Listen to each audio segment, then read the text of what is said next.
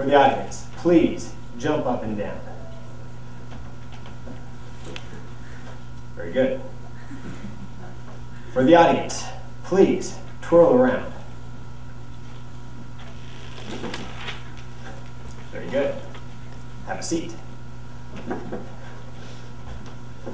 Very good.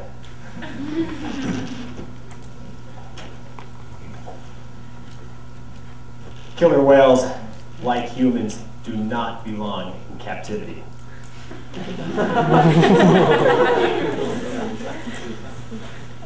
February 24th, 2010, New York Daily News reported that a SeaWorld killer whale was responsible for taking veteran trainer Dawn Branshaw by the ponytail, dragging her into the water, biting her, thrashing her violently, taking her to the bottom of the tank, and drowning her.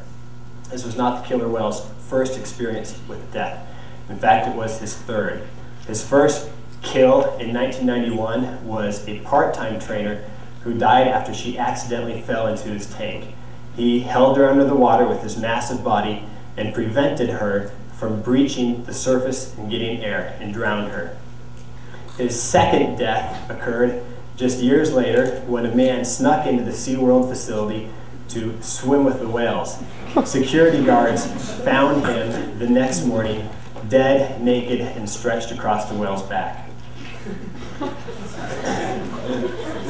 Fatalities aren't limited to this single whale alone. There was another incident in Spain just recently, this last year.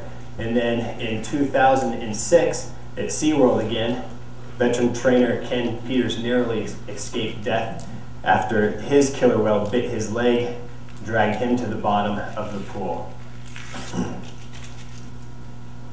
Killer whales are vicious, and man must take responsibility for the death of these trainers.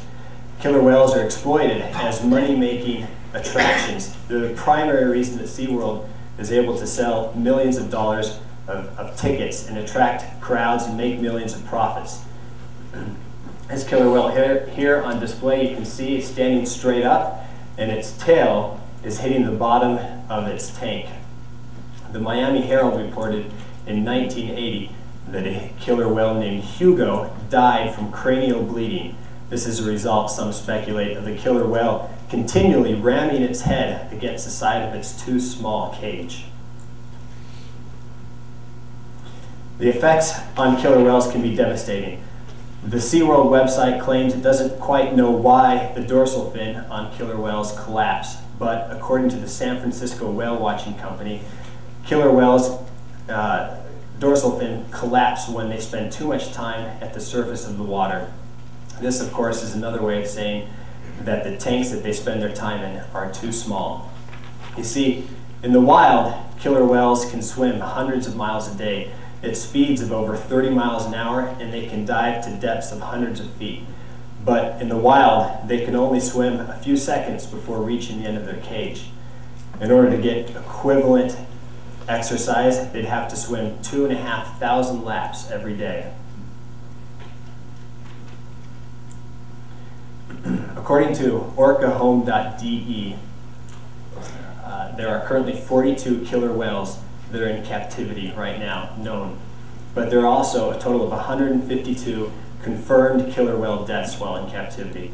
A majority of these deaths occur at birth or soon after. You can see a picture here of a baby whale named Athena, who lived for only about 4 years after dying. In the wild, killer whales can expect a lifespan for up to 80 years for a female and 50 years for a male. But in captivity, that span is drastically reduced. Ladies and gentlemen, I believe that killer whales do not belong in captivity, and I ask you to not support activities that keep them in captivity. I ask you to help free Willy.